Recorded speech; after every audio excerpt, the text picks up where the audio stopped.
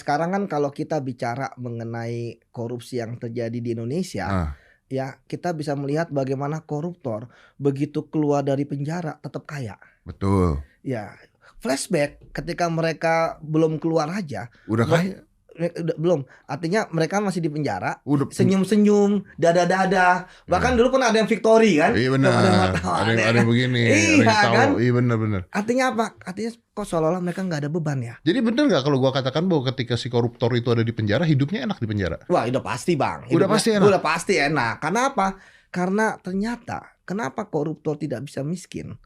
Undang-undang kita yang saat ini ya memungkinkan bahwa seorang koruptor itu ya hanya membayar uang pengganti berdasarkan apa yang dia peroleh atau yang dia nikmati. Itu pun kata-katanya adalah ada kata sebanyak-banyaknya. Jadi nggak banyak pun juga bisa. Jadi Gua nggak paham nih. Misalnya gua korup nih. Gua korup misalnya 100 miliar. Iya. Nah, itu harus dikembalikan kan? Kalau yang abang nikmati, kan ada namanya kerugian keuangan negara, bang. Saat ini kan kerugian keuangan negara misalnya dalam kasusnya itu 100 miliar. Oke. Tapi dia hanya menikmati 3 miliar. Oke. Maka yang dikejar 3 miliarnya dia. Lah yang 97 miliar. Ya nggak dikejar karena nggak ada di dalam undang-undang bunyinya gitu. Berarti 90, gua nggak paham lagi nih. Aduh. Misalnya gua korupsi 100 miliar.